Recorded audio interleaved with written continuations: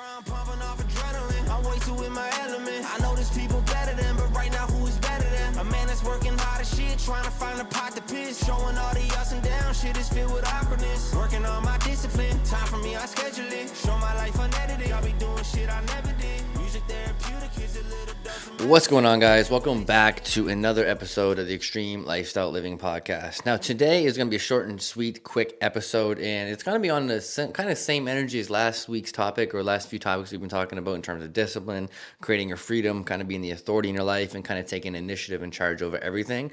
But today's topic of the episode is the cold truth is that no one is going to come save you. No one cares about how tired you are. No one really truly cares as to what you're going through mentally, physically, emotionally, spiritually.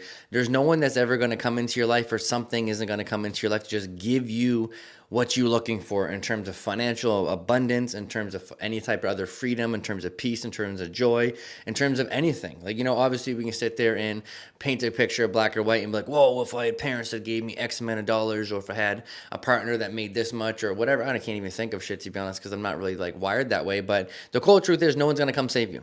No one is going to come save you. No one truly cares how tired you are. No one truly cares how broke you are. No one truly cares how you feel about your physical shape. No one truly cares. And it's not that this is a negative thing. And this is where it becomes one of those things that, our egos make it bigger than it needs to be. And we think this is a negative thing. But the harsh reality is no one gives a fuck, because we're all too busy caring about our own shit. Selfishly, and, as you should feel this way as well, I shouldn't care about your finances. I shouldn't care about your physical shape. I shouldn't care about your interpersonal relationship with yourself, or, your relationship with your husband or your wife or your family. I shouldn't give a fuck, because what about mine? You know what I mean? It's not selfish to feel that way. It's just a harsh reality that no one's going to come save us. You know what I mean? No one's going to come give you any handouts. No one is going to ever come and just care for you. So you got to put in the work and care for yourself in every other area. So the first talking point we're going to kick off is stop seeking sympathy for this. Like, you're not a victim. Don't be a victim and try to gain sympathy for what you've been through with life, or how you're feeling with your own situations, or all these different things. Sympathy is a poor person's attitude.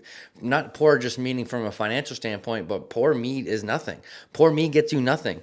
It's a misery loves company. You're gonna gain a lot of other people that have that same mindset around you that just don't give a fuck. That just truly are rather want to be heard and seen for their trauma or their situations, rather than actually put in the work to change it. Putting salt in the wound and having somebody tell you that they see and hear what you're going through is not just enough to change your life. That's not saving you. That's not changing you. So stop seeking therapy. Start seeking results. You can vent and you can take your time. I talk to many of my clients. I say, take your 2 minutes and go. Take your 2 minutes each day and just let it run rampant. Let your emotions run rampant. Let your depression, your anxiety, your insecurities, let your things kind of speak volumes to you so you can hear them. But then after the 2 minutes, take it. Go away. You can vent. You can send people voice notes. You can have conversations and vent to, blow off some steam. But you can't let that be at the expense of your quality of life. You can't let that be at the expense of your true work ethic to move ahead. You can't vent and improve your life at the same time. You cannot do both. You can't want handouts and want to be a victim and want to bitch and moan about everything you're going through and improve at the same time. You got to pick one or the other. Now, I'm not talking about it's the same thing as gratitude. I'm not talking about not realizing the stress you're going through. I'm not saying that you can't talk about the things you're going through and blow off some steam. That's not what I'm saying.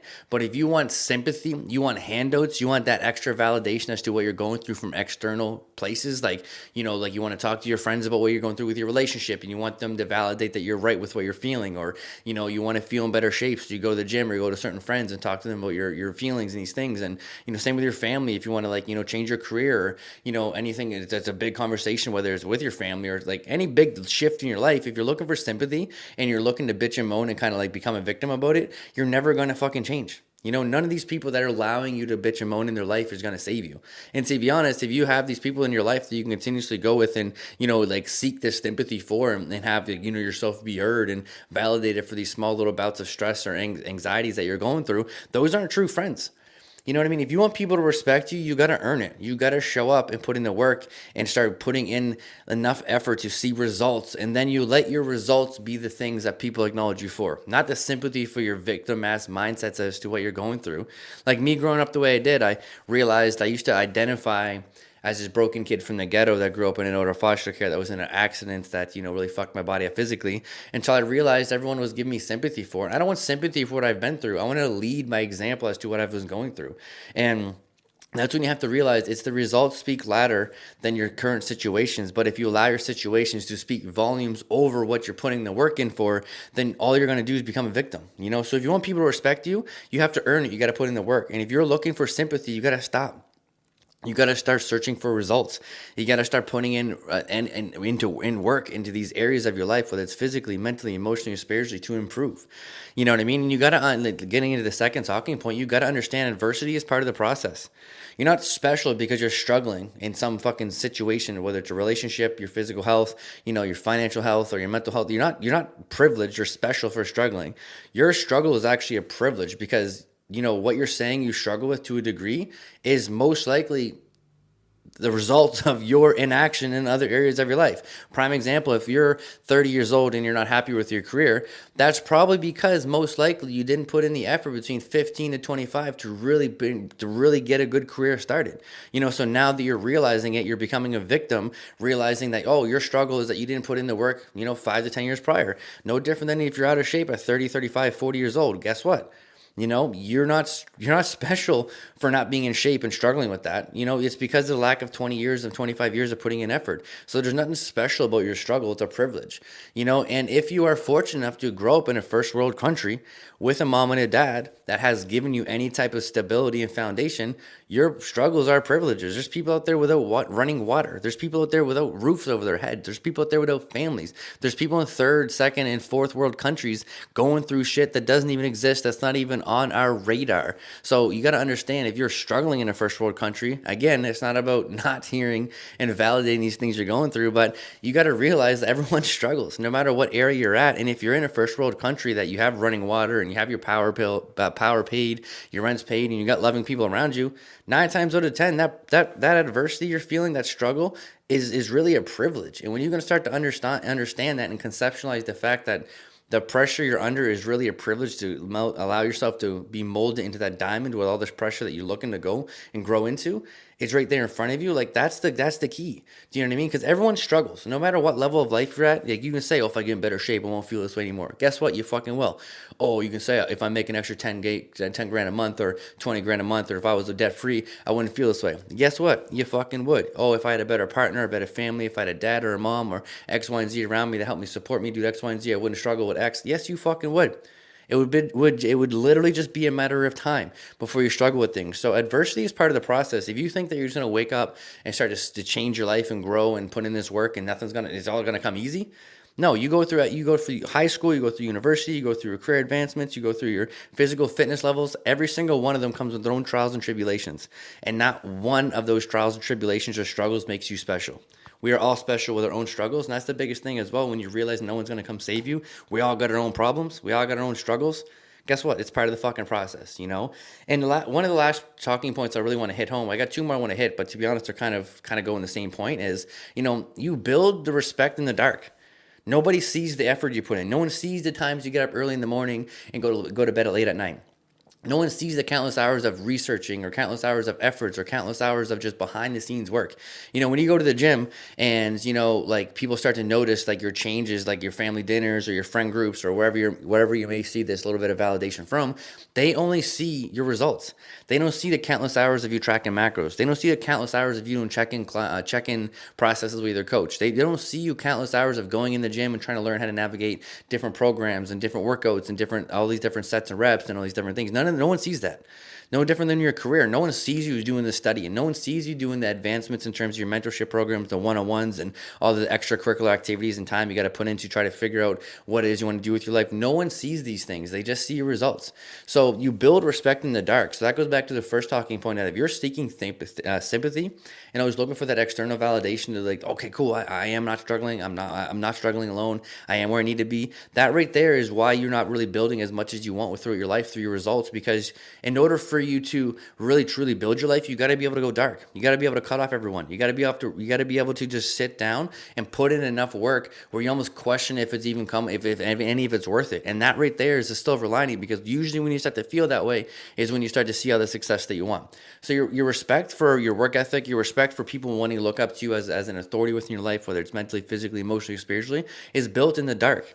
All that is built in the dark, and you got to let your work speak for yourself. And that's the biggest thing that I feel like I've done the last 2 or 3 years, was really allow myself to stop. Almost kind of what I said about the podcast earlier, when I said I used to identify as this type of broken kid from the ghetto and growing up a certain way. And when I realized that that was just, I thought it went, to be honest, full transparency, that was my way of half being comfortable with how I introduced myself into certain lives, into certain like life avenues, to be honest, because I didn't really feel like I connected with some people. So if I kind of explained it that way, more people would connect with me. And also, like, the second part is wanting to connect and be super, super honest, raw, and vulnerable as to, who I was as a person. And it helped me grow tremendously. It helped me get my life into a lot of good positions, like from a business standpoint, personal standpoint, like all these different areas.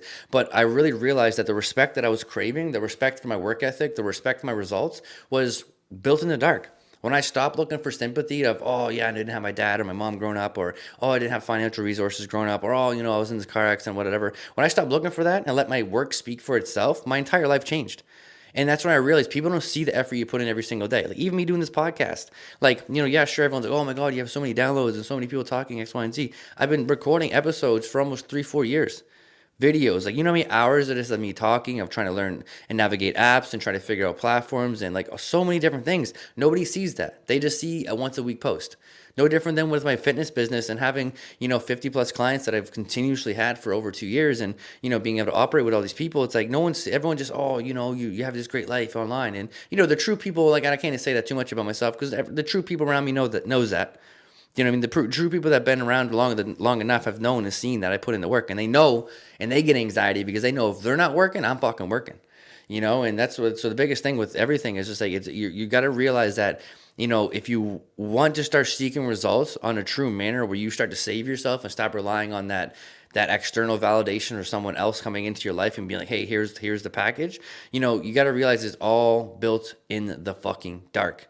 You're going to be isolated. You're going to feel alone. You're going to feel like, why the fuck am I doing these things? But you got to understand, when you're able to sit by yourself and really, really put in the work and allow your efforts to accumulate and fucking compound for you to start seeing success where other people acknowledge you for your success and your work ethic, that's when you get that sweet spot. And that's when you know that you've done, not only have you, that's extra validation knowing that you saved yourself, but that is such a better avenue of external validation. Why would you want external validation and seeking sympathy to get patted on the back or salt on the wound for something that you just need to embrace and get over?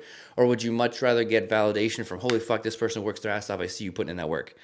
Do you know what I'm saying? It's way fucking more fruitful. It's way more abundant. It's way more glasses half full versus half empty. When you're looking for sympathy from other people, for someone to come save you, you're looking at the glass that's half empty, and you're only focusing on what you have in the glass, and that's all you're focusing on. You're like, oh, I got 500 milliliters in this glass. There's only 250 milliliters in it. Oh man, someone gives you validation. Yeah, man, only mine's half full too. And you go, okay, cool. Misery loves company. At least I know I'm not the only one. Fuck that. Talk to somebody that's going to tell you about how to get a bigger cup in total. Do you know what I'm saying? And that leads me to my last point, where the world rewards consistency. The world rewards people putting in the work. The world rewards people showing up and embracing their hardships despite any level of it, physically, mentally, emotionally, spiritually. There's so many different avenues you can go down to, but the world will reward your consistency and for you putting in the results. It's not gonna fucking reward you for complaining and looking for sympathy. All you're going to do is find a bunch of people, and it's like my last podcast I said, if there's 9 people around you looking for sympathy, guess what? You're the fucking 10th. If there's 9 people around you complaining, you are the 10th. If there's 9 people around you looking for misery loves company, putting salt in the wounds, that just want to be validated for the temporary moment because they just can't embrace the hardship of the bigger picture of life, you are going to be the 10th. Because you don't get points for almost. You don't get points for almost being to work on time. You get points for being to work on time. You don't get points for almost going to the gym. You get points for going to the gym. You don't get points for almost tracking your macros. You get points for fucking tracking your macros. You don't get points with your relationship or your family or anyone around you for almost doing the right thing. Like imagine this. Imagine you're dating, you have your wife, your husband, your partner in front of you, your mom, your dad, or someone you really, really, really love. And you're like, hey, I almost got you flowers today, but I didn't. Okay, then what? Like, is it the thought that matters at that point? Because that's a backhanded compliment. Hey, hey, coach, I almost went to the gym today, but, I just didn't do it. That counts for something, right? No, it doesn't. It doesn't. You didn't show up. You didn't do it. Now we can talk. We can turn it into a conversation as to why you didn't, but you don't get points for almost. That's like you getting a speeding ticket, and it's like, hey, the speed limit's 100 miles per hour, and you were going 105. You're like, oh, well, I almost was going 100. You were speeding. Do you know what I mean? So the world doesn't reward consistency. You don't get rewarded for, sorry, yeah, I said that backwards. But the world doesn't reward you for complaining. It rewards you for consistency and allowing your work ethic to show up. So there's no more excuses for anything in life. No one's going to come hand you anything at all. And I know it may sound like a negative thing and almost like a boohoo, oh man, boohoo me. But that in itself is the problem. If you feel the energy from someone telling you that no one's going to come save you, that is your problem. You have been here your whole life. You have been the one common denominator through every trial and tribulation, every relationship, every family dynamic, every single adversity or bit of trauma you have experienced up until this point in your life. You have been the common denominator in. If you got yourself this far, you can fucking get yourself 10 times farther. So you got to understand, no more excuses. No one's going to come save you. You got to show up. You got to be the one that's going to work harder. You got to be the one that's going to be undeniable for your goals. And once you can conceptualize that you are in control, the rest is fucking history. And that's all I got for today's episode, guys. I appreciate you a ton. I'm really finding a nice little groove with these episodes. I'm having a lot of fun, and I got some big announcements I want to share, but I can't share them yet because I gotta just wait. I just gotta wait until August 10th is the big day that I can start telling everyone what's going on. Honestly, probably July 10th, but I gotta wait. Because I just gotta let some other things kind of settle and stuff before I kind of get, completely, before I shoot myself in the foot, if you will. But seriously, I appreciate you guys a ton. You guys have been here for a long, long time, and I wouldn't even be able to be living my life if it wasn't for some of you guys listening to this podcast. Or even some of you guys supporting me, however it may be. But I really, truly appreciate you guys all. And just to remind you that the cold truth is no one is going to come save you. No one cares how tired you are. You got to put in the work. You got to make yourself undeniable. And you got to know that you are the fucking one. Let's fucking go. I'm pumping off adrenaline. I'm way too in my element. I know there's people better than, but right now who is better than? A man that's working hard as shit, trying to find a pot to piss. Showing all the ups and downs. Shit is filled with